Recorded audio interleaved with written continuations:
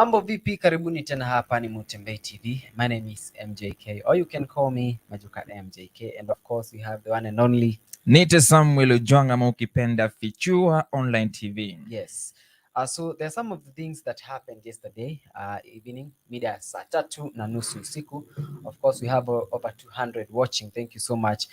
Story ya Jimi Wanjigi, na watu wa kwanza ambao walitangaza ni Citizen TV, ambao nataka nikuchezee hiyo video ili upate kutazama na kuelewa ni kipi ambacho kilichotokea.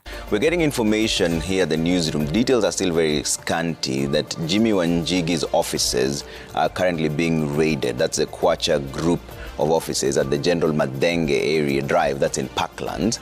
The raid happened earlier on today, and there's still information coming through that it's happening right now as we speak. We've sent our crew to the ground. There's still very scanty information. A few pictures that have been sent through. We can see a few armed people in that area. Still verification going on as we speak. There's not been much information that has come out. Nobody has spoken. The police have not said anything. Jimi Wanjigi himself has not sent out a statement. We just know that there's a raid that is ongoing right now at the Kwacha group offices that's in General Madenge Drive in Parklands. But we sent a crew out there, and as soon as we get information from them, we will let you know what's really happening. There's no reports of any casualties. There's no reports of any gunfire. It's just a raid in the offices there at the General Madenge Drive in Parklands. This is happening right now as we speak. We still don't have much information, but as soon as we know more, you will definitely be the first people to know. Wow, na hiyo ni Citizen TV ambao walitangaza hapo jana. Kwa hiyo tutakuwa na Sam hapa tukiwaletea pia response ambayo Jimi Wanjigi amerespond baada ya hiyo story kutokea hapo jana usiku. Sasa nataka moja kwa moja nimpe Sam nafasi ili aweze kutueleza machache tu kuhusiana na Jimi Wanjigi, alafu baadaye nitakuwa na kuchezea response yake ambayo aliyoijibu. Sam. Hey, basi, let me give you a clear history about the Jimi Wanjigi's problem and when it started. Now, the genesis of Jimi Wanjigi's problem with the state started in 2017, immediately after general elections. Remember, in 2017, Jimi Wanjigi was supporting Raila Odinga and what was claimed to be NASA, mahali ambapo tulikuwa na Kalonzo Musyoka, Isaac Ruto, Moses Masika Wetangula pamoja na Raila Amolo Odinga.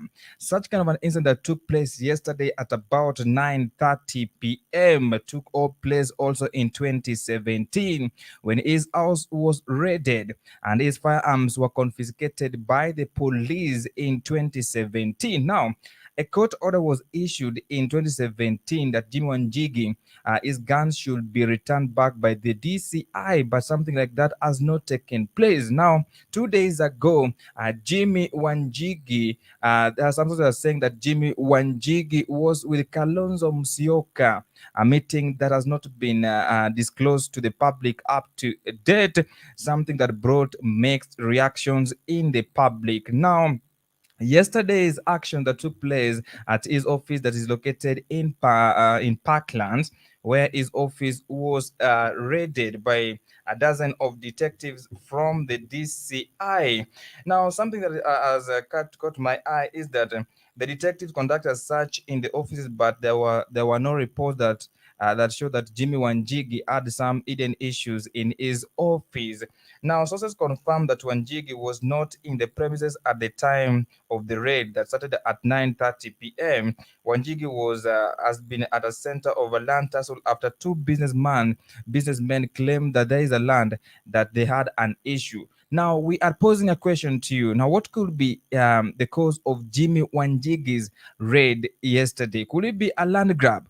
Or could it be something that is related with politics? Zungumza na sisi hapa katika Mutembei TV kupitia mitandao ya YouTube comment section pale na pia Facebook ili tuweze kujadili. Kwako Majoka. So kuna link ambayo inapita hapa kwenye sehemu ya comments. Just click the link na itakuwa rahisi kwako, utajoin tu hapa live na utuambie maoni yako ni yapi. Sasa Sam, Jimi Wanjigi aliweza kuzungumza tena na Citizen kupitia phone call na akaweza kurespond kwa kile ambacho kiliweza kutokea hapo jana.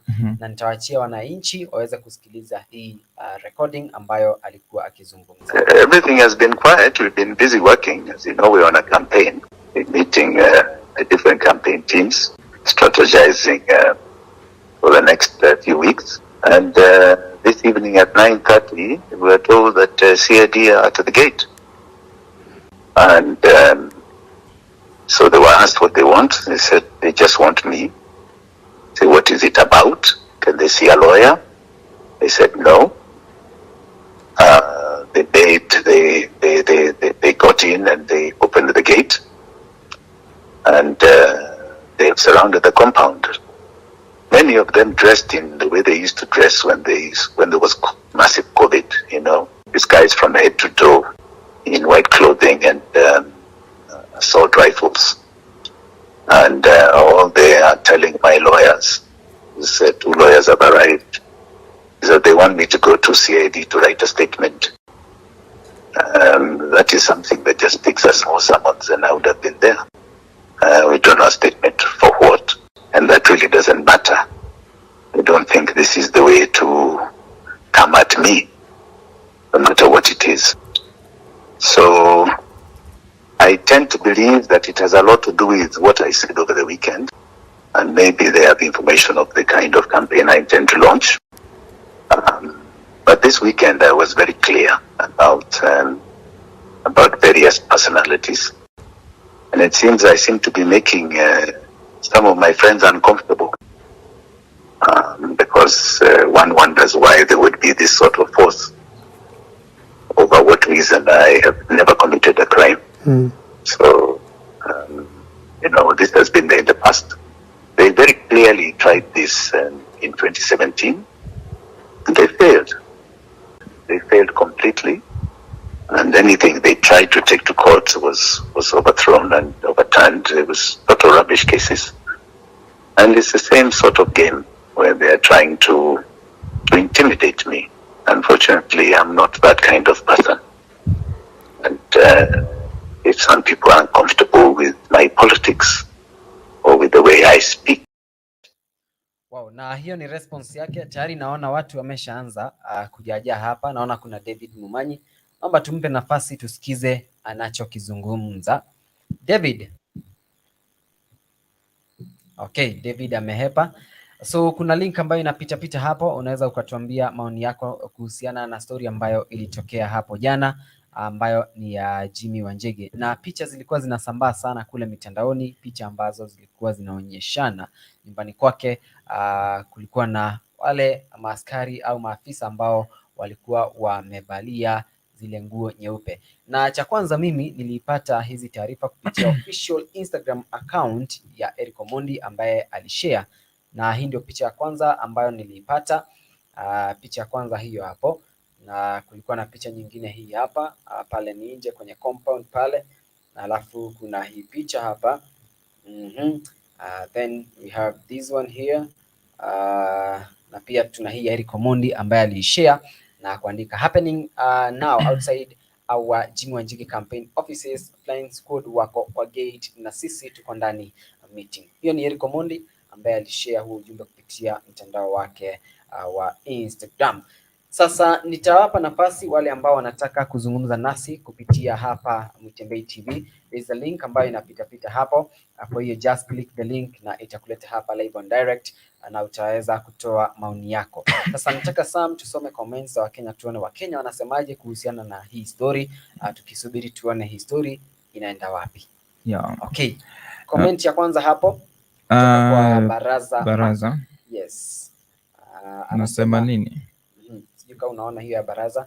Yes, Baraza Mark, that's how Conman Raila pays back his lieutenants. It started with DP Ruto, then Ababu na Mwamba, then Miguna, now Jimi Wanjigi. Next will be Peter Kenneth. That is his opinion. That is Baraza Mark, yes, ambaye anatuletea comment yake kutoka pale katika mitandao ya Facebook. We have Gaddafi anatusalimu pale, and also we have Kimsi anasema if Jimi Wanjigi does not support Rao, then he should shut up, achane na siasa cause hajui siasa.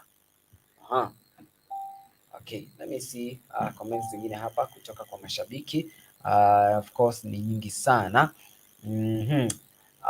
Kimsi tena anasema Jimi Wanjigi anafaa kujua pesa ni yake na bibi yake na asijaribu kucheza na baba, right? Another one here from Purity says, this is the Raila plan to finish Wanjigi the same way he did to Ruto, Mudavadi, Weta and Kalonzo.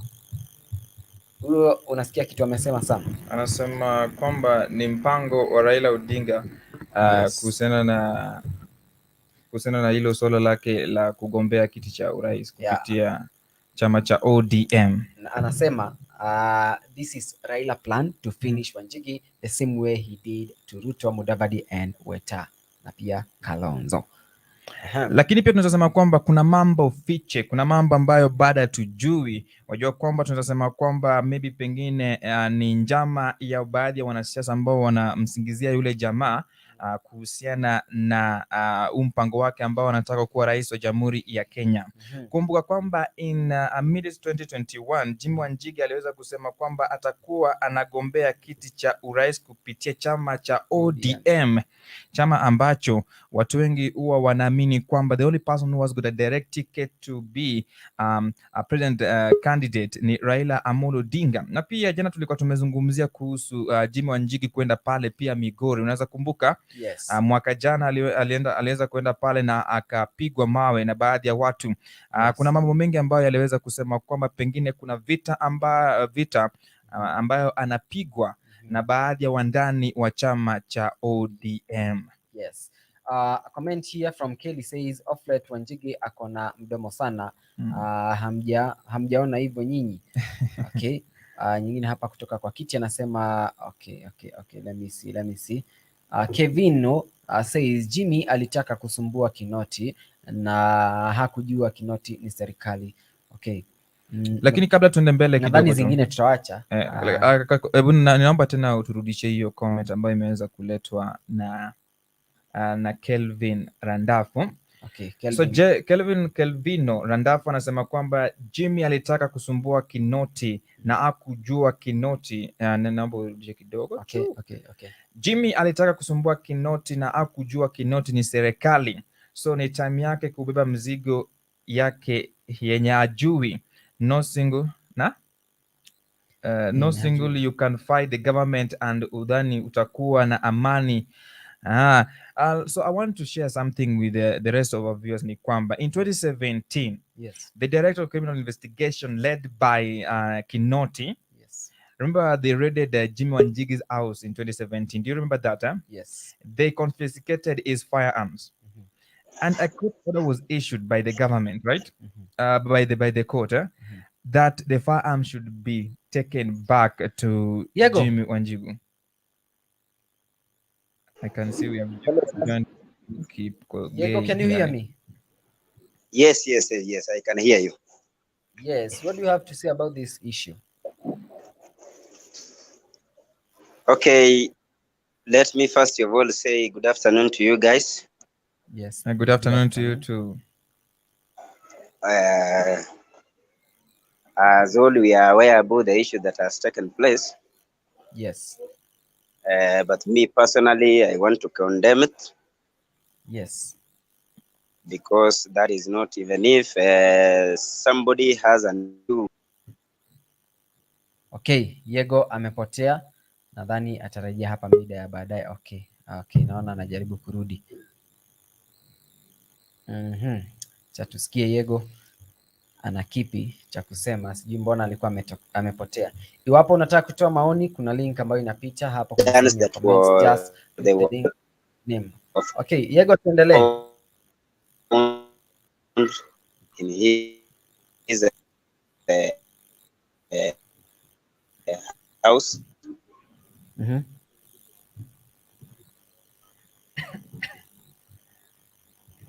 All right. Nadhani internet ya Diego iko na issue kidogo. Acha tuone Mr. President anasemaje. Mr. President. Hello, how are you? Good afternoon. Good afternoon to you. What do you have to say about this issue? This issue, it's only that the Wanjigi has just disconnected himself from Raila. That's why this is the strategy for Raila Coleman, who usually fight his people not by ideology, but by state instrumental. So it is very wrong and it's very against the law in a democratic country whereby in politics you should use your agenda, sell your agendas, and you see if the people will vote for you. If you see somebody is against your ideology, meet him, talk to him, know your mistake. But Raila does not do that. He has intimidated Miguna. Now it is Wanjigi. From there, it was Dennis Itumbi. What's wrong with these ODM people? They should sell their agendas, but not fight those who are their opponents. By saying so, Yes. why does all these things come when there is election? Why does all this come when Raila is being supported by the government? That clearly shows that Raila is not a leader, but just somebody to confuse Kenyans and mislead Kenya. So each and everyone in Kenya, when he is voting, he should vote against Raila so that our country can get back to the right track. But voting this guy, he will lead us to the wrong direction. That's my take. Thank you so much for your opinion, Mr. President. We have Elisha here. Elisha, good afternoon. Good afternoon. How are you? I'm good. How are you? I'm good. Okay, what do you Sorry, have to I'm say? in hospital. Pardon? What do you have to say about this issue that happened yesterday? About Jimmy. Yes. My friend, though I'm in a hospital environment, I've forgotten my pain. But I can tell you for sure, I think the intentions of Jimmy were not good. And the way he's been exposing his intentions to the world through social media and every other platform out there, it's not been an intention to actually uh, create a society that is, focusing towards any good intention, politically, socially, and even economically. He came to ODM first of all to destroy ODM. He is so bitter. The way he's been talking about Uhuru Kenyatta and Raila and the progresses that has been made by Azimio team and Raila's team, you can clearly see that there is a problem somewhere. So I don't accept the fact that he should be raided. But again, the truth be told, saying that Uhuru Kenyatta has bewitched Raila Odinga, That's really bad. it beats logic. A whole president of a nation, plus his family, and all Kenyans who voted for President Uhuru, we support his policies and his ideologies and his intention, good intention for the country. Can we bewitch a, a, a, a, a leader, a leader of opposition to say that he's bewitched, so he doesn't know what he did? Uhuru Kenyatta has bewitched him. I think this is cheap politics. These are people working the underhand operations of Naibu Rais William Ruto. The intention is actually not to win their aspirations, as they want to be presidents of this nation through ODM Kenya. Mheshimiwa Raila akasema wacha tukuje na Azimio, meaning he knew what was happening in ODM. Okay. Inamaanisha alijua kuna kitu ambacho kinaendelea si kizuri, akasonga kando, akaja na movement ambayo itaunganisha Wakenya wote. Yes. My pain is that our leaders are playing very cheap politics. Look at what Ruto is doing. Jimi Wanjigi aking'ang'ana na Mheshimiwa Raila na Uhuru Kenyatta, huku Ruto naye anaenda Jakaranda kuchokoza vijana kwa sababu anajua ile ni kama Kisumu ndogo ya Eastlands. I don't like that.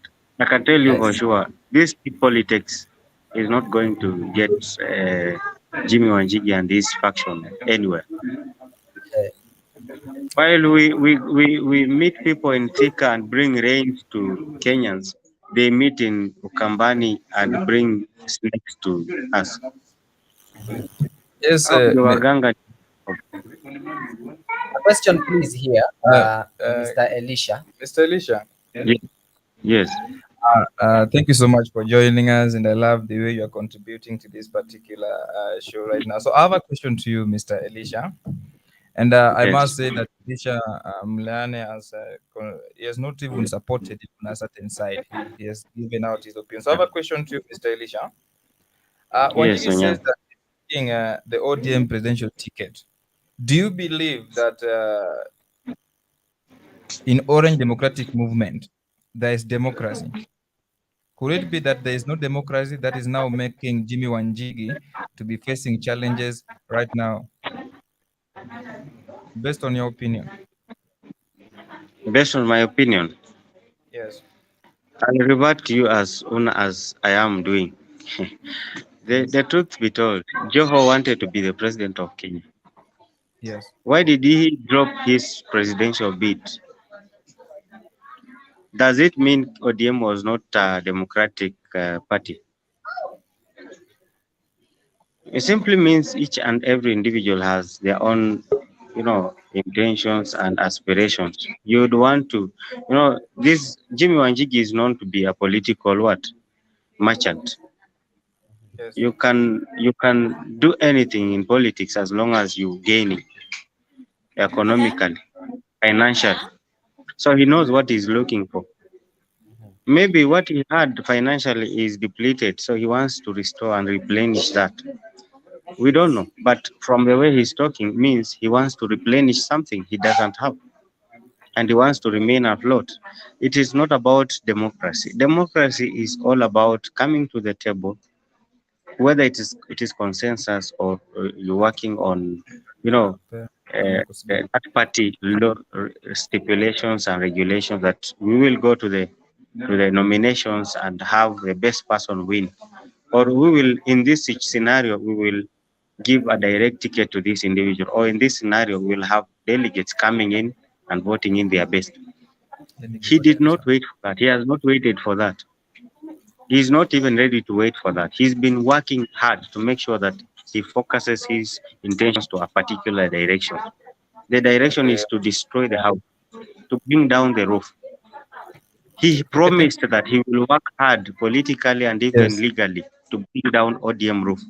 So that is why I, as a person, I will not accept that. I am of that opinion that Jimi is out to destroy ODM, and that is why Raila beat him 10-0 earlier and came up with another umbrella to make sure he's not rained on. Okay. Okay. Have I Now, answered the question? yeah, thank you so much, Mr. Elisha, and thank you so much for contributing. Now, let us hear from Omar Odero. I'll be out shortly, but I'll come later. Thank you. Okay, no problem. Welcome. Thank you. Mr. Odero, Mr. Omar Odero, good afternoon. Fine. Yeah, it is good to see you, Mr. Odero. So, regarding what happened yesterday at Jimi Wanjigi's offices, what is your opinion about this particular whole issue? Because people are saying that is maybe it is about politics. Some people are saying that there were some land issues that were being linked to Jimi Wanjigi. Some people are saying that the issues at ODM with President Uhuru Kenyatta. What is your opinion about the whole of this issue, sir? Okay. Nikizungumza kwa lugha ya kitaifa kuhusu Jimi Wanjigi. Yes, kuhusu Jimi Wanjigi kushikwa kwa wale maafisa wa polisi kufika katika ofisi yake pale Westlands. Okay, kuhusu Jimi Wanjigi, wengine wanasema ni politics, wengine wanasema kwa sababu ameenda kusupport Wiper. Yes. Wengine wanasema kwa sababu ya ODM. Yes. Kulingana na mimi binafsi, eh, hii mambo ya kufuatwa Yes. kwa mali yake si Yes. kwa sababu ya ODM. Yes. Vile mimi najua Raila Odinga Yes. si mtu anaweza kumfanya Jimi Wanjigi hivyo. Yes. Kwa sababu history ya Jimi Wanjigi na Raila Odinga Yes. wametoana mbali, na siku ile kama Wakenya usahau sana Yes. siku ile wakati Jimi Wanjigi alikuwa anasumbuliwa na serikali ya Jubilee, mtu wa kwanza alilala kwake akahakikisha Jimi Wanjigi asumbuliwi, walikesha kwake akasema atoki, ni huyu Raila Odinga. Yes. Na watu kusema ati ni kuhusu ODM, Jimi Yes. Wanjigi hii mambo yake ya kufuatwa na serikali si mambo ya chama. Sidhani kama ni mambo ya chama, kwa sababu Raila ni mtu aweze akamtakia Jimi Wanjigi shari. Unaona, hii ni mambo yake. Ukiona kama serikali inakufuata paka kwako, kuna kitu between I think hii vita ni between Yes. walianza hii vita kuanzia kitambo between yeye na nani huyu mkubwa wa CID George Kinoti. George Kinoti. Mimi sina shaka hii vita imeanza hapo, na hii vita haijaanza kwa sababu ya ODM. Watu wasiweke siasa. Hii ni vita between yeye na Kinoti. Kuna kitu wanaulizana yeye na Kinoti, lakini haihusiki na chama wala haihusiki na siasa ati kwa sababu anasupport mtu fulani. Yes. Unajua Wakenya watazungumza kila kitu, lakini hii ni between yeye na Kinoti. So allow me to remind you something. So in 2017, there was a court order that was issued that the director of criminal investigation, George Kinoti, to give Jimi Wanjigi back his firearms. So based on your opinion, you are trying to say that this whole issue is between George Kinoti and Jimi Wanjigi. So it's not about politics. Hii haihusiki, mimi 100% kwangu, hii haihusiki na politics wala haihusiki na someone will ask, why right now? Why right now that we are heading to a general election? Why right now? Kwa sababu ukiangalia hii manuva ya baba amechukua, yes, hii ya azimio la umoja, yes, hajatumia ODM. Yes. Amekuja na design yake, yani watu wote wa Kenya wakuwe kitu kimoja. Hajatumia lengo ya chungwa, kwa sababu vile mimi najua lengo ya chungwa, kama Odinga alikuwa angekuwa ametumia lengo ya chungwa, ndio tungekuwa tunazungumza hapo. Lakini katika hii siasa ya mheshimiwa Odinga vile ameanza azimio la umoja, yani ameanza design nyingine, si mambo ya chungwa wala nini. Sasa hii mambo ya Jimi Wanjigi, watu wanalala kwake au ma DCI kuanzia usiku mpaka asubuhi, si mambo ya chama.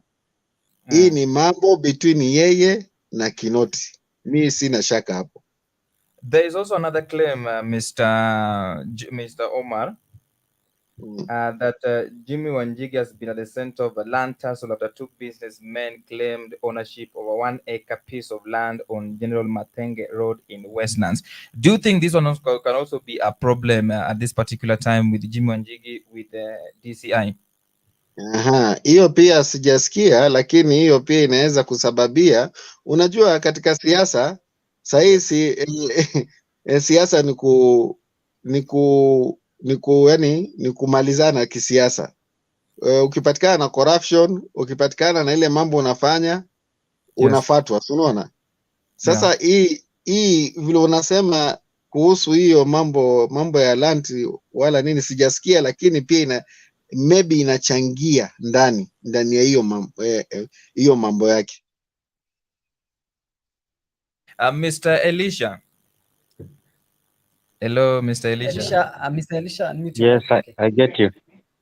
Nimeshukuru sana, nimeona umesubiri sana. Do you think that the issue of the land could also be a problem right now?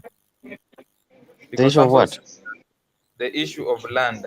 There is a land. Yes. Let me tell you.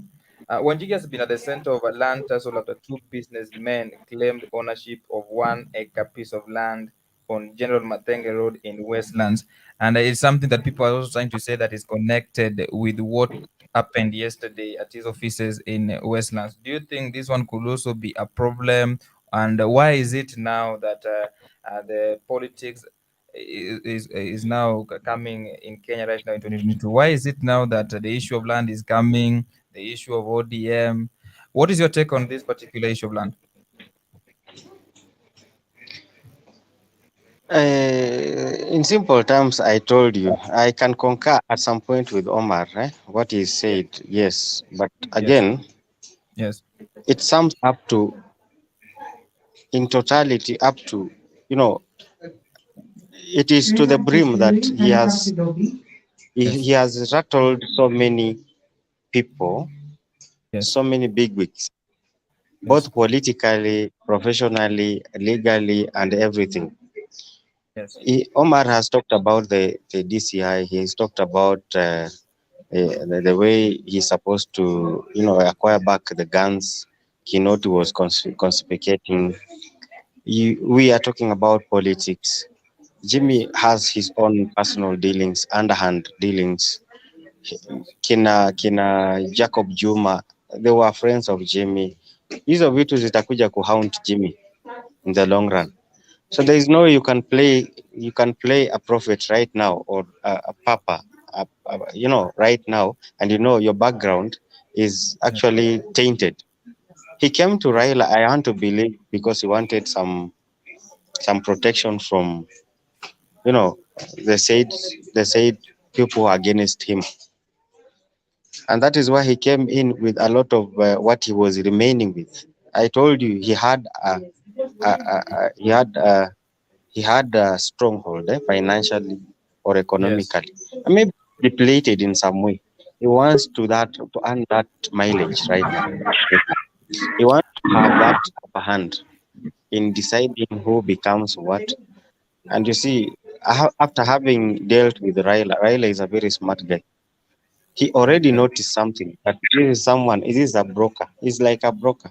You would not want to associate yourself with a broker, whether politically or even in the village. If it was me, I cannot associate myself with a broker, a political broker.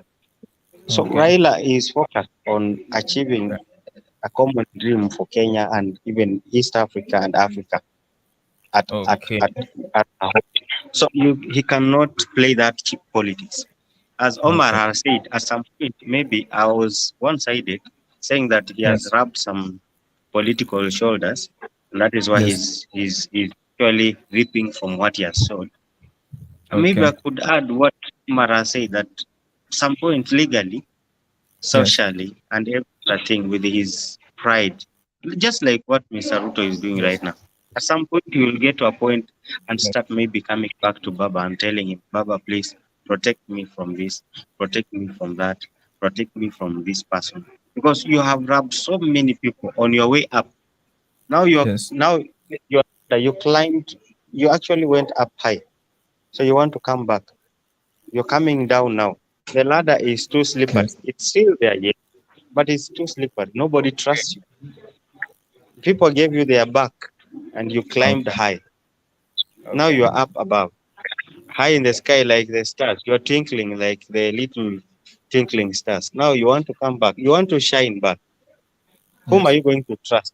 Same people you have abused, insulted, misused. So it's time for him to reap what he has sown. I pity him because it's not. He's not up to that task. He started with Ruto. He came back to Raila. He's now gone back to Wiper. You see how far he's going? Yeah. Okay, Mr. Elisha. Yes. Yeah, we are just getting back to you. Let me hear from Omboga Eric. Good afternoon, Mr.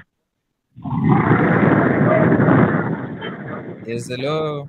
Hello, Mr. Mboga. Mr. Omboga Eric. Yes, how are you?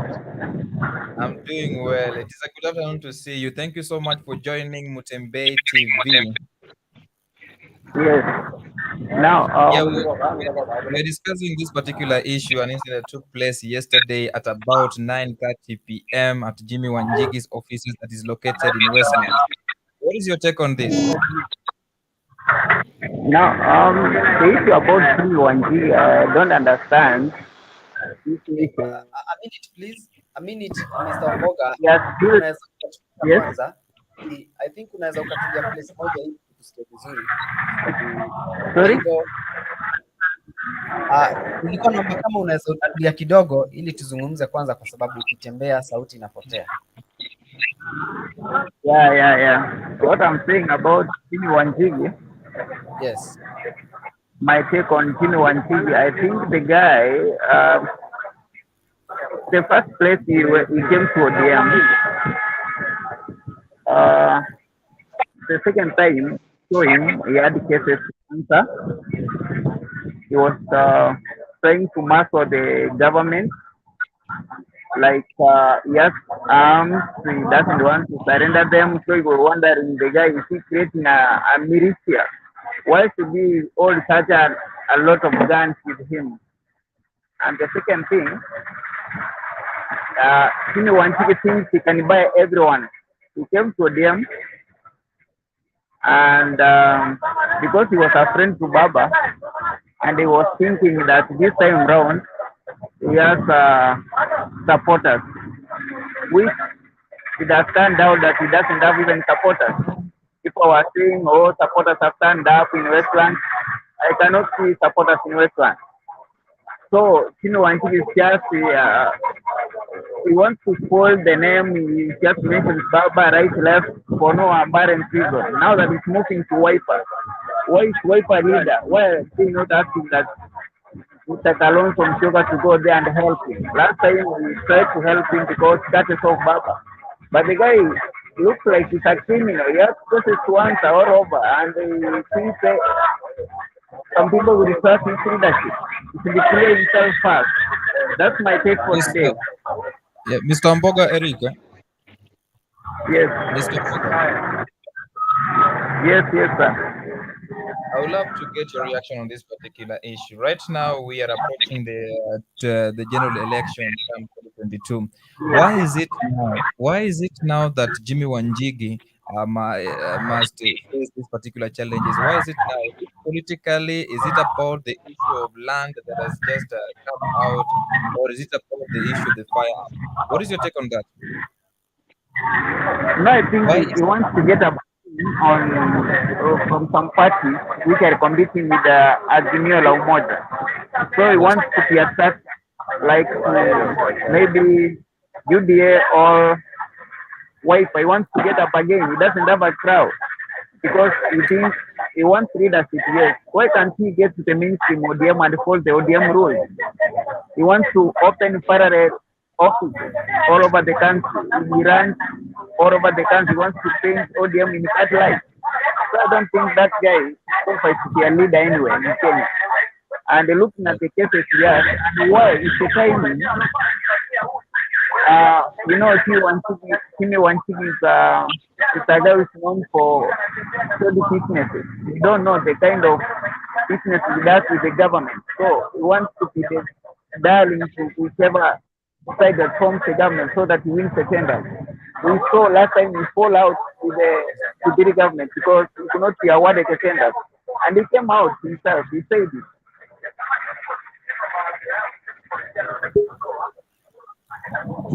Yes, Mr. Omboga Eric. Yes, sir.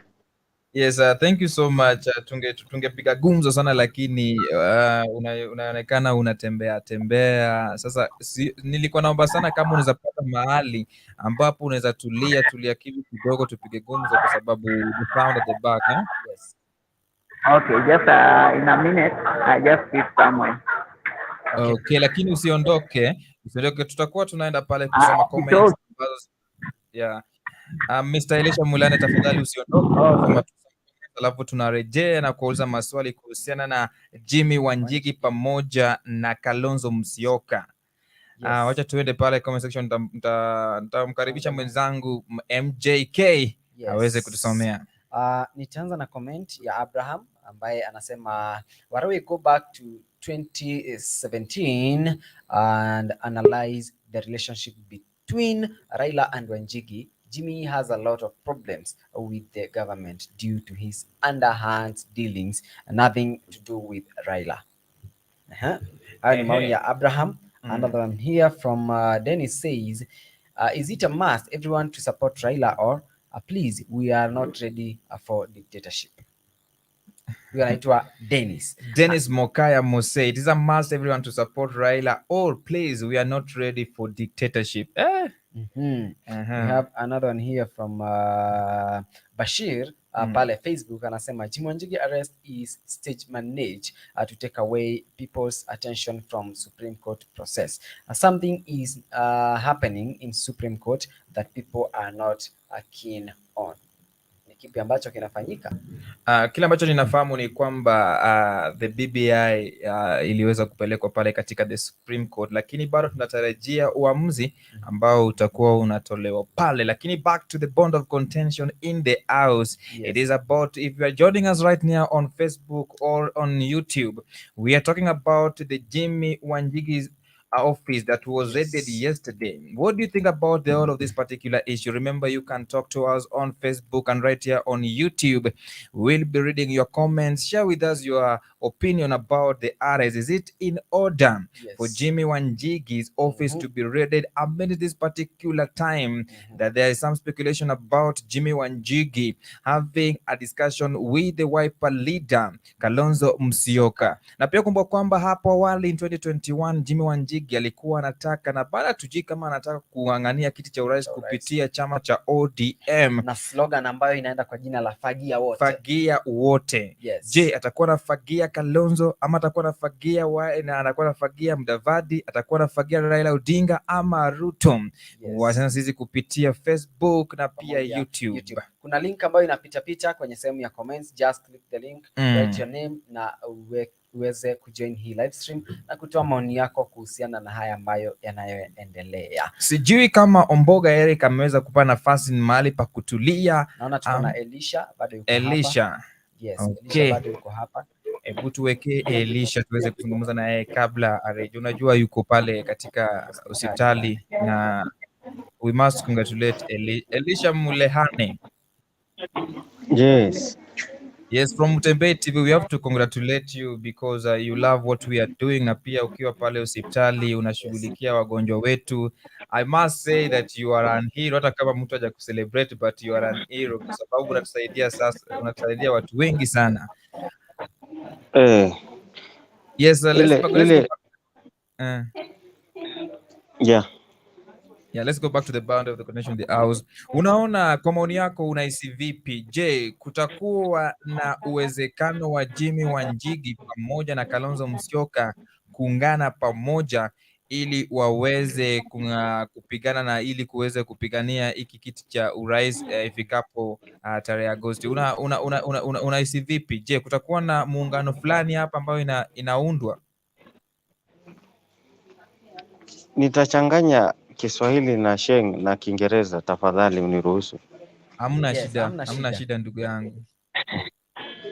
Tayari ukiona ilivyo sasa, muungano upo na kuna watu ambao juhudi zao na shughuli zao kila siku kisiasa zinaelekeza direction yao inaelekeza upande mmoja.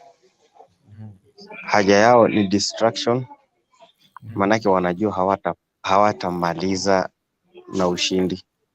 Pili, haja yao ni kuhakikisha kwamba wanagawanya mawazo ya Wakenya. Haya, nitaenda, nimeitwa kidogo. Haya Shukran. basi, tumeweza Asante. tutakuwa tunawasiliana naye baadaye. Asante sana Elisha Mlehane. Yes, iwapo unataka kuzungumza nasi, just click the link ambayo inapita hapo kwenye sehemu ya comments, na utakuwa unatujoin hapa live on air na kutoa maoni yako kuhusiana na swala hili ambalo linaloendelea kwa muda huu. Nataka niendelee kuwachezea wananchi kile ambacho Jimi Wanjigi alikizungumza baada ya ofisi zake kuvamiwa hapo jana usiku na maafisa wa polisi, ili tusikilize full phone call ambayo alizungumza courtesy of Citizen TV Digital. Everything has been quiet. We've been busy working. As you know, we're on a campaign. We're meeting the different campaign teams, strategizing. Everything has been quiet. We've been busy working. As you know, we're on a campaign. We're meeting the different campaign teams, strategizing for the next few weeks. And this evening at 9:30, we were told that CID are at the gate. And so they were asked what they want. They said they just want me. Say, what is it about? Can they see a lawyer? They said no. They got in and they opened the gate. And they surrounded the compound. Many of them dressed in the way they used to dress when there was massive COVID, you know, disguised from head to toe in white clothing and assault rifles. And all they are telling my lawyers, said 2 lawyers have arrived, is that they want me to go to CID to write a statement. That is something that just takes a small summons, and I would have been there. We don't know a statement for what, and that really doesn't matter. I don't think this is the way to come at me, no matter what it is.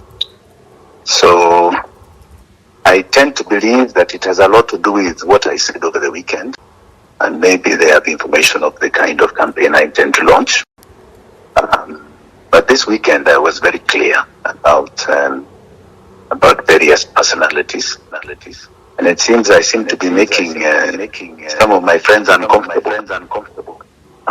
Because one wonders why there would be this sort of force. Over what reason I have never committed a crime. So you know, this has been in the past. They very clearly tried this in 2017. And they failed. They failed completely. And anything they tried to take to court was overthrown and overturned. It was total rubbish cases.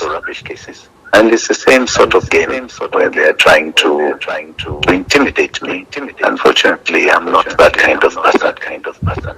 And if some people are uncomfortable with my politics or with the way I speak, they speak nothing but the truth. And I don't think there's anything wrong with speaking the truth. I believe Kenyans have every right to know the truth. And we shall continue to speak the truth. And we are not going to be deterred by anyone or any intimidation. In this day and age, when we have a solid constitution that guarantees many of our rights, that continually you're seeing impunity of the highest level. I am fortunate to be able to talk to you. Many Kenyans, as you have covered in the papers, have disappeared. Nobody knows where they are. Many Kenyans have seen injustices of untold proportion. And nothing is happening. The Constitution 2010 was very good on human rights. Probably one of the best on our human rights. And it has been flagrantly abused by this regime of Uhuru Kenyatta. And it is very unfortunate at this time that you would think that I, a presidential candidate, you would get to the extent of doing this. Why are they so uncomfortable with my candidature? Why? What is the problem?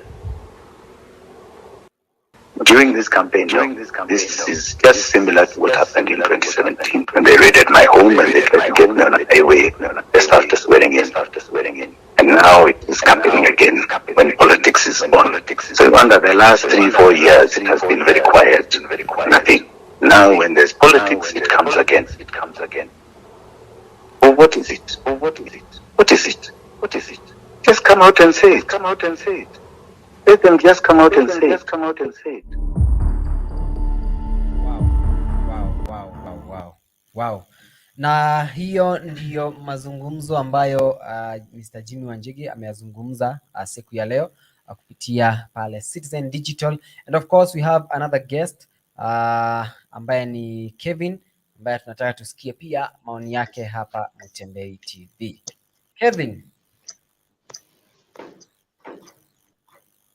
Okay, Kevin amepotea kidogo. Umesikiliza mazungumzo yake Mr. Nimemsikiza Jimi Wanjigi akizungumza kuhusu swala ambalo analikisikitikia sana, kwa sababu anasema kwamba the last time nyumba yake ilikuwa raided by the police officers ilikuwa in 2017. At that particular time there was politics. Now 4 years ago the same thing now has taken place, but not at his house but at his offices. The big question, why is it now? Ni kwa nini kwamba mambo kama haya yanatendeka wakati huu? Mtu anaweza sema kwamba it might be politics ama kama yule msikilizaji wetu aliweza kusema kwamba pengine za kuwa ni mambo kuhusiana na ardhi ama ni nini haswa ambacho kinazidi kuendelea pale. Yes. Tuko live on Facebook na pia tuko live on YouTube. Ungependa kuuliza maswali unaweza uliza, na pia tutakuwa tunasoma comments zenu wakati wowote. Now tuko naye Bashir Muhsin. Our colonizers' dynasties are coward and selfish. Jimi Wanjigi is going through what William Ruto has also went through for the last 4 years. These dynasties doesn't believe whether anyone has a right to become president in Kenya. They only praise you when you support them. Anyway, Wanjigi hawezi fanya kazi na Raila tena.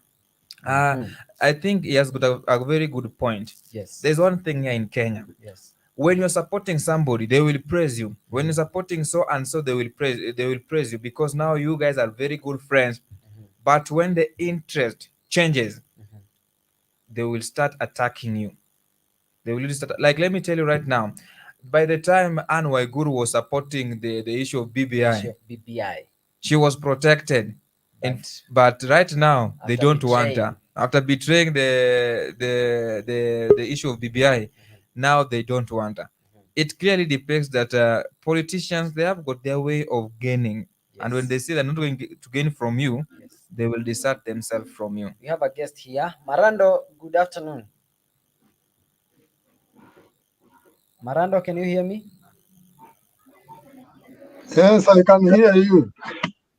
Yes, Marando, what do you have to say about this issue of Jimi Wanjigi? About Jimi Wanjigi. Yes, I can hear you. Yes. Okay. Yes, Mr. Marando Kinsey, are you able to hear us?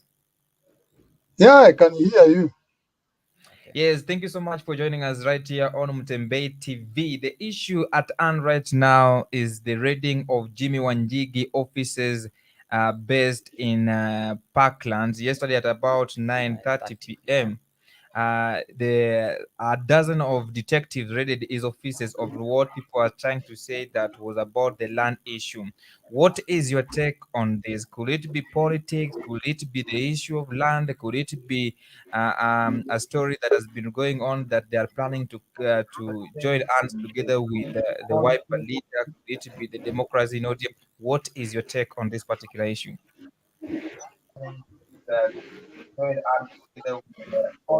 Hello, Mr. Marando. Okay, let's go to Mr. Jake in Dubai. Good afternoon, sir.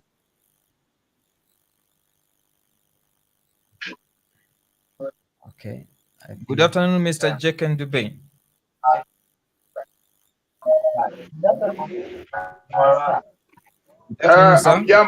Amjambo.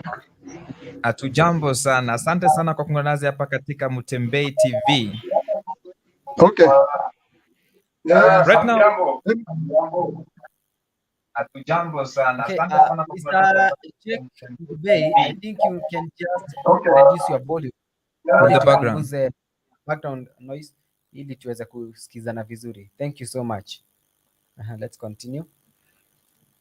Yes, Mr. Jack Dubey, are you able to get us? Yeah, nawapata kwa njia nzuri. Asante sana kwa kuwa nasi hapa katika Mutembei TV. Naweza kusema kwamba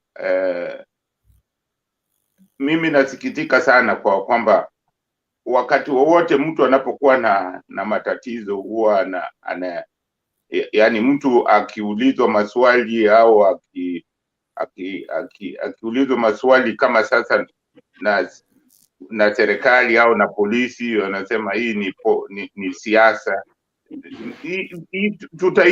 Tutaishi namna gani bila mtu kuulizwa maswali? Kama kuna maswali anataka kuulizwa, ajipeleke kwa polisi aulizwe hayo maswali. Kama kuna kitu ya kujibu ajibu. Mwanze kwanza kusema labda ni Uhuru, labda ni Ruto, labda hizi vitu tuache. Hii ndio maana saa zingine tunawafuga wahalifu, kwa sababu mtu anaposhtakiwa au anapoonekana anakosa fulani tunasema huyu mtu wetu anaonewa, anafanya. Si tuacheni hizi vitu kwanza. Kama tunaamini tuko na koti, tuko na sheria, tufuate hizo vitu. Kama mtu kuna shida, kama hao polisi wameredi hiyo kwa makosa, itaonekana ni makosa, lakini watu wache hii mambo ya kuanza kusema ni kwa sababu labda alijiunga na Kalonzo. Nimetaka kuongea Mpembe. Okay, Marando. Yes, Marando. Yes, nilikuwa nataka niseme hivi. Yes. Yeah? Yes, Marando, tunakusikia Mr. Marando.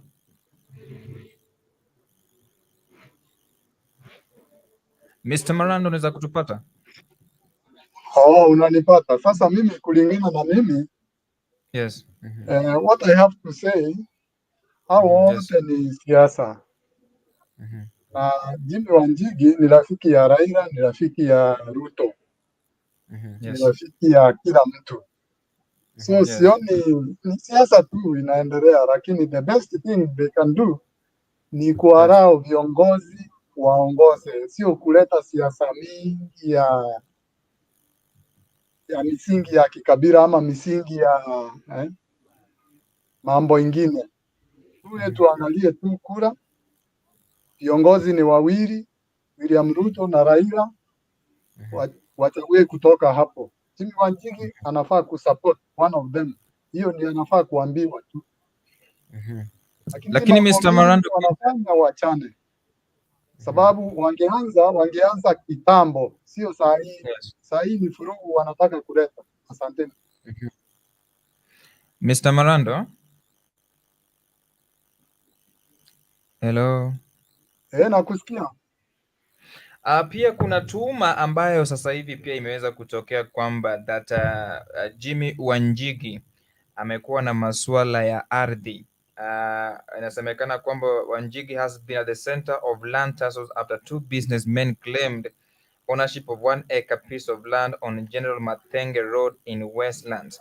Could it be also an issue right now that could have led to his offices being raided yesterday? Based on your opinion. Based on my opinion. Yes. Okay.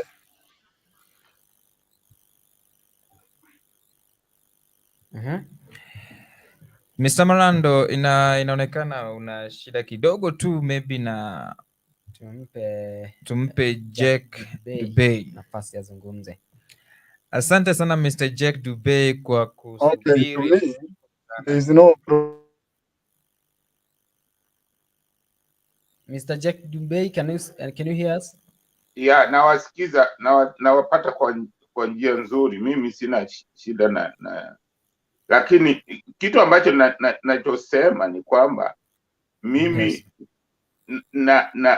mimi naona kwamba si vizuri watu kuanza kusema maneno ya kukisia, labda huyu jamaa ofisi zake polisi wameenda kupekua kwa sababu ya siasa.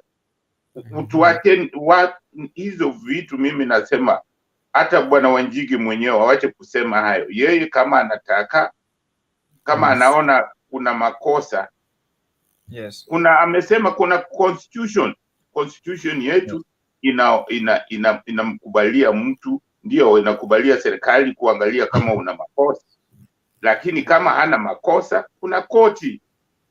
Aende angalie kwanza, badala ya kusema ati hawa ninyi mnakuja hapa kwa sababu ya siasa. Sidhani kama hiyo ni vizuri. Waacha hao watu wafanye kazi yao. Kama itaonekana ni siasa, itaonekana. Kama sio makosa, itaonekana. Lakini tukisema kila kitu mtu akifanya makosa ni siasa. Waiguru alikuwa na makosa ya kusema kwamba alikuwa amehusika kwa njia ya alikuwa na mambo kwamba kuna pesa zilipotea wakati alikuweko. Lakini ni jambo la kustaajabisha sana. Watu wa kwao walienda wakamchagua, badala hata kama wanajua kwamba ni mwizi, lakini walisema ni wao wamemchagua. Sasa wakisha mchagua, ninyi watu wengine mtafanyaje? Amesemekana yeye ni mwizi, lakini watu wa kwao wamemchagua. Wewe utakuja ukizidi kusema huyu ni mwizi, watasema hiyo ni siasa. Tutamalizaje haya mambo ya usiondoke? Wacha tumkaribishe Mr. Moon Joel. Asante sana Mr. Joel kuungana na sisi hapa katika Mutembei TV. Unahisi vipi kuhusiana na swala hili ambalo liliweza kutendeka jana wakati ambapo maafisa kutoka DCI waliweza kuvamia ofisi ya Jimi Wanjigi pale katika Westlands? Unahisi vipi ndugu yangu? Thank you very much, Mutembei. And of course, to be very realistic on this one, it is just but a game of politics. But I think for those ones who are politicking, some other times inakuwa mbovu kwa sababu Wanjigi has been in this game for a very long time. In 2017, that was the same man that, of course, alijifungia nyumba. Yes, because of politics, mambo na bunduki and all that. And then at that time, he was supporting Raila Odinga. Jimi Wanjigi amejitokeza na kusema kwamba he is a presidential aspirant. I've heard him being questioned on, I think, NTV, KTN, I think, sometimes back.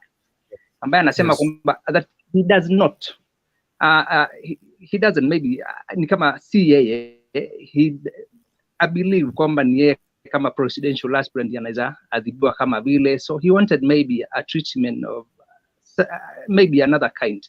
But to be very realistic, if you have some mistakes in the government, why do we want as in, a treatment more than any other person? Najaribu kuangalia mambo na Wanjigi, it is not about politics. Wao ndio wana politics. Wao ndio wanafanya hiyo politics. Kwa sababu the reality remains, Jimi Wanjigi lazima kuna kitu ambacho imekuwa kizungumkuti kwa, tuseme tu kwa gava. I don't think kuna mtu ambaye anaamka na aanze kumwambia Jimi Wanjigi any other time. I think kuna mbili anafika yeye pia, kama ni mambo na bunduki, kama ni mambo na hizo lands and all that, si watu wanyamaze. Anyamaze, apelekwe mahakamani, hapo na lawyers, apelekwe mahakamani, story yote ishi at once. Instead of shouting to the nation, kuanza kulaumia na kusema Raila membetray. And the same Raila was the same person who went in 2017 kwenda kumuona peke yake wakati ambapo alikuwa anafungua. Then who betrayed him at that time? Yeah? You say that Raila is a betrayer. Hello. Unatupata? Nakupata. Yes, kuna swala ambalo pia liliweza kutokea, ni kwamba there is a piece of land, 1 acre piece of land that is allocated along Matenge pale katika Westlands.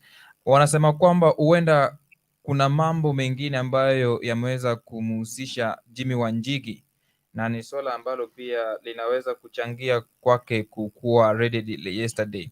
Do you think that is an issue? Concerning the land, I'm not very sure, but be it will be there. Automatically inakuanga hivi kwamba mtu akianza kukosea ama kuwakosea heshima, unajua wote, to be very realistic, wote tunajuanga yale makosa wengine wanafanya. Even the big politicians know, even the president himself knows that kuna watu ambao wanafanya kazi nao na wako na makosa, lakini kwa sababu ni wake maybe hangekuwa na njia moja ama nyingine ya kwenda direct. Kwa hivyo Wanjigi lazima kuna makosa ambazo amekuwa nazo tangu, ambazo the government regimes ambazo zimeenda lazima ako nazo. Wakati wa bunduki alikuwa anasema kwamba kina Kinoti wafungwe. Hii ilikuwa betrayal ya nani? Hivi himself, na bado anaweza convince mahakama wamfunge mtu ambaye bado wako kwenye ile kiwango. Kwa hivyo ukweli ni kwamba lazima tu ujamaa kuna makosa yake na aache tu story mingi, angoje mahakama, he has the money, he has the lawyers. All he can do is that go to the court, jitetee, and then everything will go vile ambavyo ilikuwa imepangwa. As a presidential aspirant, as he talks to himself and says to himself and to the people that I'm a presidential aspirant who needs some respect from the government. If he needs some respect, then he has to obey the law. Si kujifungia nyumba, aende mahakama as well. That is what he's voted. Yeah. If it is all about the law, let us make the law the law. As a presidential aspirant, be a good example. Enda mahakama, usomewa mashtaka yako, nenda ukaandika your statement, wacha kutumia watu wengine vibaya, go write the statement. After writing the statement, then go to the court, usomewa mashtaka yako na useme kwamba si uko, because you have the liars. You yourself, you are able to talk. Able to. Okay. Okay, Mr. Moon Joel, are you still getting us, Rosa? Yeah. Very clear. Okay, thank you, sir, for that contribution. But I want to ask you a question before I go to Jack Dubey. There's one thing that is going on that in 2017, there was a court order that was issued that the director of criminal investigation, Dr. George Kinoti, should return the firearms of Jimi Wanjigi. What is your take on that? Do you think it is fair? I think Kinoti himself says that, of course, sio yeye ndiye anahusika sana na mambo na bunduki za Wanjigi. Yes. Because the operation in the first place was not contacted by Kinoti in the first place. Yes. Kwa hiyo ya kusema kwamba Kinoti ndiye anafungwa, yeye mwenyewe hakuhusika kwa ile operation in the first place, and then he is not even supposed to mingle himself with the bunduki and all that firearms ya nani. Kwa hivyo hiyo tu ni siasa kwa Wanjigi tu bado. Ni kama tu kwenda kujitokeza na kusema kwamba I'm part of ODM, but I'm a presidential aspirant on my own. Hiyo tu ni mchezo ya siasa.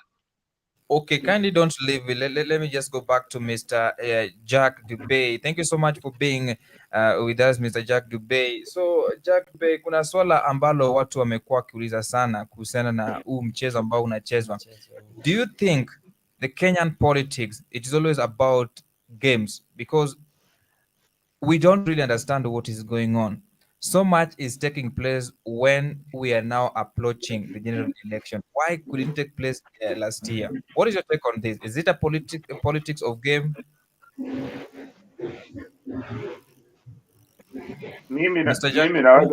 Mimi naweza kusema kwamba tukitaka kufuata sheria tuache mambo. Mtu akifanya makosa wakati wakati kuna uchaguzi hawezi kushtakiwa kwa sababu kuna uchaguzi. Tunataka mtu akifanya makosa, kama kuna makosa afuate sheria. Kama kuna kosa aende kama ni mahakamani, kama popote pale afanye hayo. Haiwezi kuwa eti wakati wa campaign ama wakati wa uchaguzi mtu hawezi afanye makosa, ama akifanya makosa hawezi kuambiwa. Kwanza kama wewe ni wale ambao wanagombania kiti, inatakiwa ufuate sheria, uwe example. Hauwezi kuwa eti unataka tu kufanya vitu ukiambiwa umefanya sheria unasema ni politics. Hapana, hiyo hatutafuata sheria. Mtu afuate sheria kama kwa sababu yeye, nikikumbuka Wanjigi ako na vitu fulani ambavyo sijui, mimi siwezi kusema, lakini kuna vitu nimeona anazo ambazo labda serikali haipendi. So ni vizuri kwenda kwa koti iamue kuliko kusema ni siasa.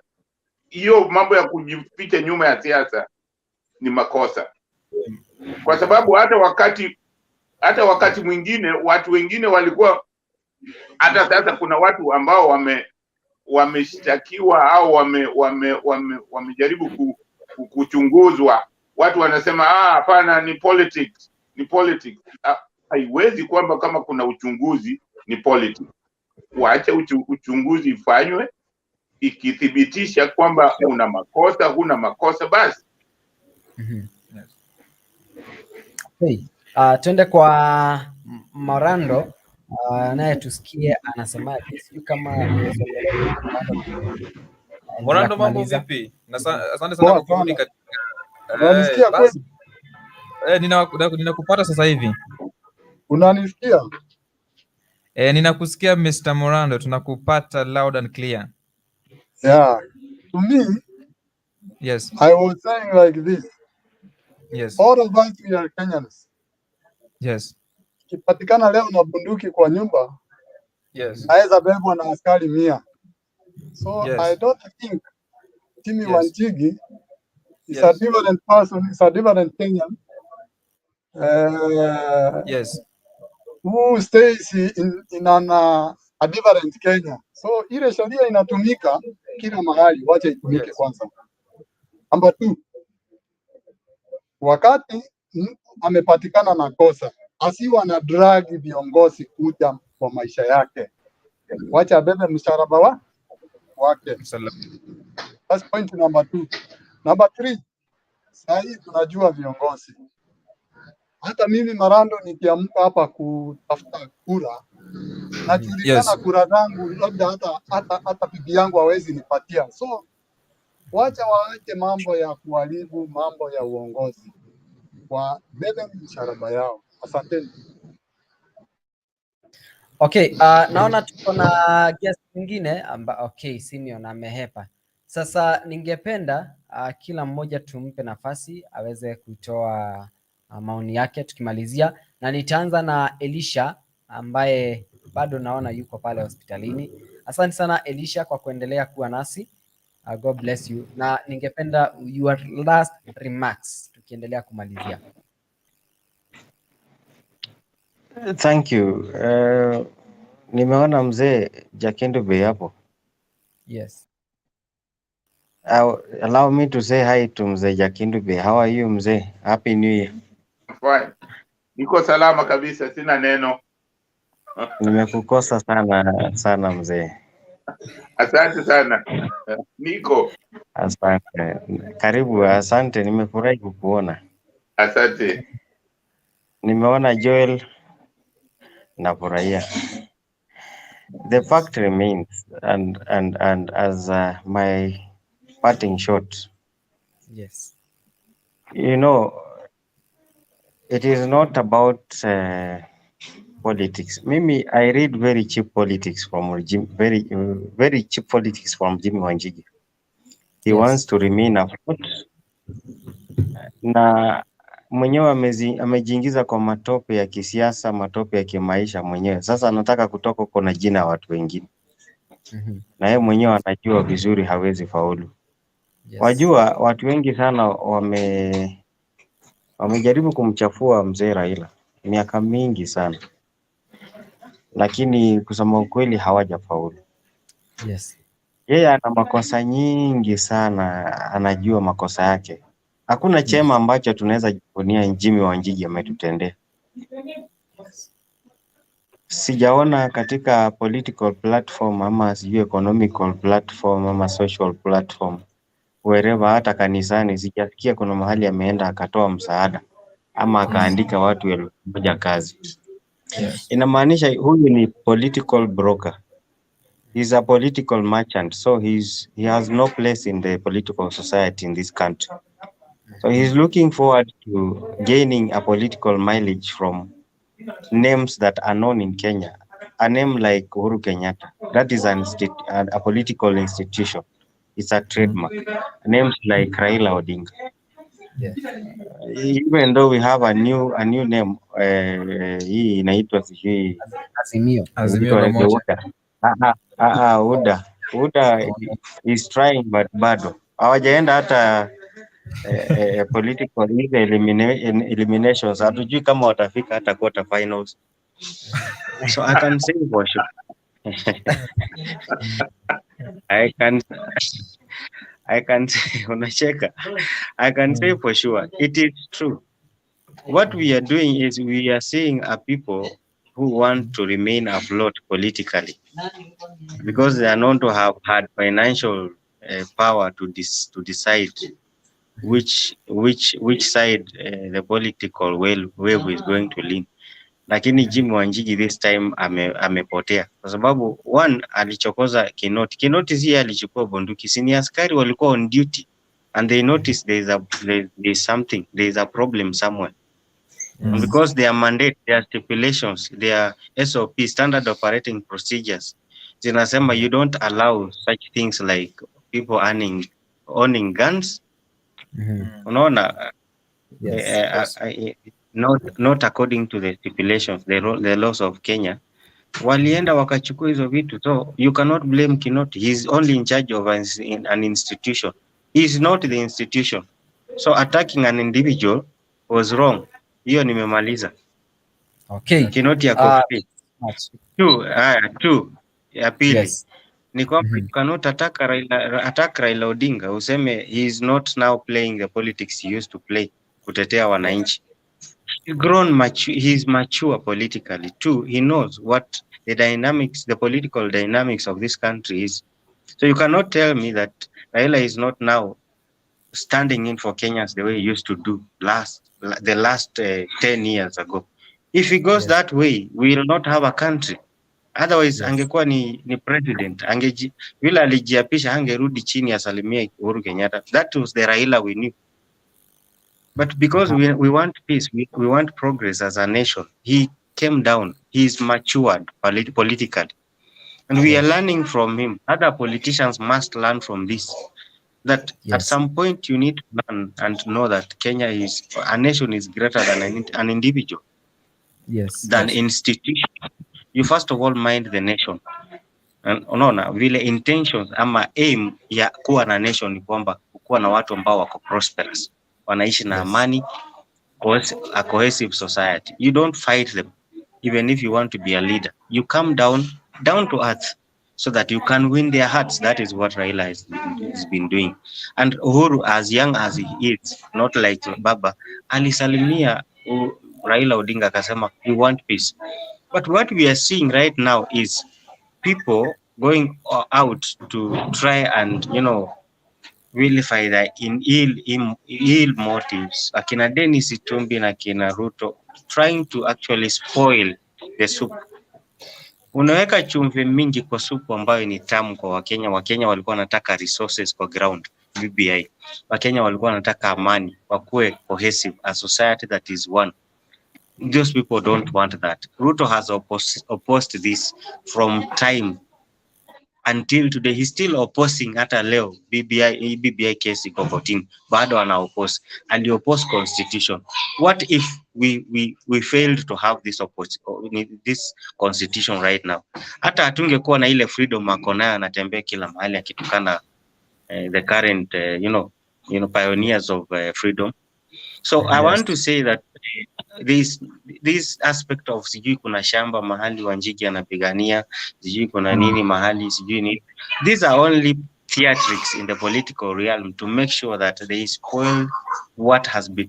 We have had success in Thika, we had success in Kasaran, we had success in Kakamega, we had success in State House, we had success in Parliament, and this is what these people are fighting actually. Waharibu hiyo sifa kuleta sifa nyingine ambayo si safi. Mimi I rest my case by saying that it is not true that Jimi Wanjigi is being hunted. Yeye mwenyewe anajihunt kama Dennis Itumbi. Thank you. Okay, thank you so much, Mr. Let us Munjoel. Kindly give us your last remarks as we wind up. Okay, and of course, I've heard of Jimi Wanjigi being a political broker, which is very true. Because, I don't think that, of course, it's a contravening thing to say, but to be very realistic, Jimi Wanjigi, I think, is a broker and he's a project of Ruto. Because I think in 2017, Jimi Wanjigi went against Uhuru Kenyatta. Another time, the tribulations and all that, he's sing and cry like a baby at that time as well. But Raila Amolo Odinga went to him, and of course, okay, he slept there. He has been with him and all that. Now, being on the other side, I think this guy is that person who goes to people and take money and asumbe wale wengine, because Jimi Wanjigi from the time in, I think wakati tu ODM imeanza kusimama that it is now the two race, kaanza kusema kwamba in ODM I'm gonna be the presidential aspirant and nobody is gonna stop me and all that. Akasema kwamba tenda Kasarani, which of course, okay, I'm not very sure what stopped him from going to Kasarani. Mambo na hii siasa ndogo na kulia kama mtoto za zingine. Wanjigi, okay, be man enough. Kama unamfanyia Ruto kazi, fanyia Ruto kazi endeni naye. Lakini story mingi ya kushikwa kila mtu sisi kila mtu ukifanya madhambi yote, mtu amejua kujificha zaidi ndani ya presidential aspirants and especially those ones who are famous. But the moment Uhuru Kenyatta na watu wake wakifika kama serikali nitajificha kwa Raila niseme kwamba he is mine. Another time Raila pia atapiga kelele kwa sababu anataka watu wangu anataka nini. Let us play a very sober politics in Kenya, and let us know that because okay, the country belongs to all of us, not the few individuals who are rich and all that. Kama ni uongozi ambao inakaa nzuri, si ati Raila is a man of his own, a man who stands by his own principles, a person who knows the right thing to do to the people of Kenya. Watu wengine wasianze kudrag, but thank you very much for those ones ambao wanafanya hizo upuzi kwa sababu wananyamaziwa. Kwa hivyo Wanjina hiyo kilio yake aziji na nini, wangangane. Otherwise, we're gonna move. Inawezekana kila wakati. Thank you. Yes, okay. Thank you so much, Mr. Moon Joel. Thank you so much. Wacha tumkaribishe David Odera. Good afternoon, Mr. David Odera. Good afternoon, Mr. David Odera. Good afternoon. Kupunguza the background sound. Kupunguza the background sound. How are you doing, guys? We are doing well. Thank you so much for joining us here, Mr. David. We are doing well. Thank you so much. Wow, Mr. David, I think sauti yake ina shida kwa sababu tukizungumza tunajisikia upande ule mwingine. Wacha tumpe Mr. Jack ili atuambie maneno yake tukimalizia. Actually, Mr. Jack, we didn't know that should be pronounced as Jakindube. That's why we have a problem with pronouncing it. Is it Jakindube? Jakindube. Yes. Okay, now I know. Thank you so much. Yeah. What's your last remarks as you wind up? Mimi last remarks zangu naweza kusema kwamba watu waache kutaja. Mimi nimechoka sana na mambo ya mtu hata gari yake ikisimama barabarani anasema ni Raila. Hii mambo ya Raila hayuko faida hii. Raila sio serikali. Kwani Raila anawaambia hao watu waende waredi Jimi Wanjigi, na wakati mwingine niliona Raila ndiye alikuwa amelala kwa kiti cha nyumba ya Wanjigi. Jamani, watu wapenda kusahau sana. Wanapenda mambo ya kusahau sijui.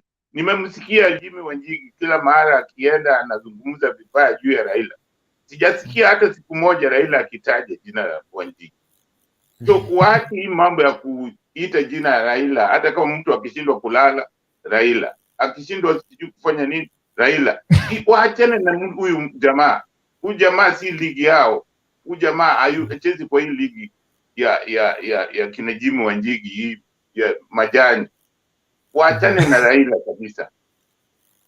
You see, huwezi kusema Champions League unapima na hizi ligi ambazo zinachezwa huko kwa kiwanja open. Hakuna mtu kama amefanya makosa, kama Wanjigi anajua hana makosa yoyote, aende tu pale kwa polisi ajibiwe. Na isiwe wakati una uchaguzi mtu hawezi kuulizwa maswali kama amefanya makosa. Ukiulizwa wanasema ati ni politics. Hiyo hatuwezi kuongoza nchi kama namna hiyo. Nchi haiwezi kuendelea kama watu saa zote wanajificha nyuma ya politics. Hata kuna wengine wako kotini saa hii. Ukisikiza vile watu wanasema walipelekwa kwa sababu ya politics. Kwa nini mimi sijapelekwa kwa sababu ya politics kotini? Sijafanya kosa. Kwa hiyo kuna kitu inakupeleka kotini kama huna kosa. Kama una kosa utaenda kotini na ujibu. Jimi Wanjigi aende kotini ajibu hayo maswali ambayo anaulizwa. Aache kutaja jina la Raila au jina la Uhuru au jina la mtu yoyote yule, aache. Asanteni sana. Wow, thank you so much. Tutampa nafasi mara ya mwisho David, iwapo basi sauti yake itakuwa na shida. Until next time. So Mr. David. Yake itakuwa na shida. Until next time. So Mr. David. Yeah. Mr. David, I think you'll have to reduce. Mr. David, I think you'll have to reduce your volume. Good afternoon, guys. We can hear you, but we can also hear you. We can hear you, but we can also hear. Okay, I think kuna issue na network ya Mr. David. Let us try to give him the last chance. Mr. David Odera. Ameondoka. Yes, thank you so much Jakindube, Elisha Mulehane, asanteni sana kwa kuchangia mjadala wa leo. And we will be doing this particular shows every day. Tomorrow we will be live at exactly 10 a.m. in the morning. We will be discussing matters pertaining politics. And thank you so much for joining us. Some of the comments from Facebook and YouTube so that we can know what Kenyans have been saying. Take us through. Iwapo pia basi conversation imekufurahisha, tupe emoji za fire hapo. Tukiendelea kusoma comment. Nitaanza na comment ya Gon Walter ambaye anasema stop displaying ignorance and stupidity. It's a reproach to those who paid your school fees. Sijamuelewa huyu amesema nini. We also have another one here from Bashir saying Raila is very dangerous. He's just in the Nusumkate handshake, but is already misusing powers. How can you be chasing around Jimi Wanjigi just because he wants to leave ODM? No sane mind would not elect Raila as a president. Okay. We also have another one here from Tukral saying this discussion are literally becoming a caressing session of Raila and Azimio. I always respected the various views, but of late it's heading to the gutter, trying to justify Wanjigi's torture is BS. Wacha tumpe nafasi huyu, tusimnyime Joel. Mr. Joel.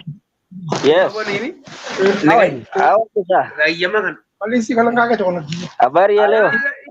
Nzuri sana, nasikia kuna makelele.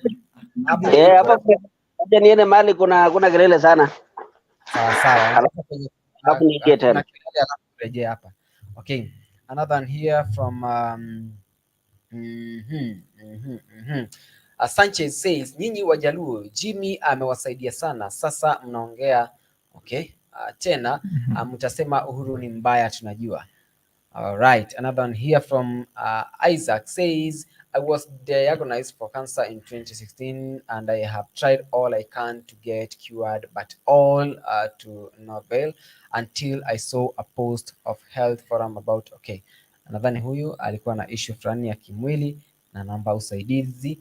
Another one here from Rap saying Jimmy should surrender the guns. Okay. We have another one here bado kutoka kwa Raps anasema Wanjigi a bitter man and a cry baby. Let him surrender the gun he is holding at his house. Asicheze na serikali. Dennis here anasema yet our people in Lamu are being killed every day by Al-Shabaab. This is a sick government. Wow, okay. Ana machungu sana. Eric anasema Bashir, what about where Raila passed through detention without trial? Jawako says, Gertrude Lango, that common with the name of Jimi Wanjigi is hopeless human being. That time he was facing a committee in the eyes. Now he's busy insulting his savior Rao. It's all right. The world is not ending today. Okay. Naona hapa kuna watu ambao ni wafuasi wa baba, wafuasi wa DP, lakini pia wale ambao wanamsupport Jimi Wanjigi. Wow. Abraham hapa anasema this is not the first time Jimi Wanjigi is being raided. Can we say that 2017 also Raila is the one who was behind the raid? Wanjigi has his personal problems. Moreover, this man is not a politician. Huyo anaitwa Abraham Wani. Okay. Let me see another one here from let me see. Gertrude hapa anasema, can Jimi Wanjigi remember how Raila slept in his house on the chairs when the police surrounded his house 2017? Nadhani hilo swala ni Elisha au ni Jakindube amezungumza. Kuna mmoja wetu ambaye amezungumza hilo swala. Okay, Baraza hapa anasema Karao okay. Anasema nini? Dennis anasema it is a must everyone to support Raila or please we are not ready for dictatorship. Sasa huyu nadhani anajaribu kusema kwamba kiongozi wa ODM ni dictator. Okay, Roni hapa anasema Jimmy owns ODM party, they only want to take the certificate back. Nadhani hilo lilitokea pia kwa Jalango, niliona alipewa certificate ya life certificate kama mtu ambaye anawania kiti cha bunge kule upande wa Lang'ata. Nini kafanyika? Kanyang'anywa? No. Alipewa certificate. So ile ni ya lifetime. Yeye ataishi pale ODM. Okay. Aroni hapa anasema okay.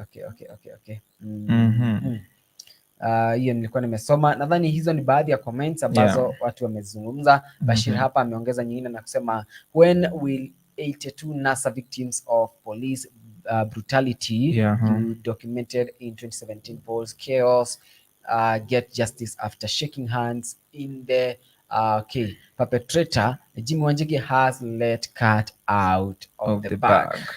Okay, another one here from Moss says a grudge between him and DCI.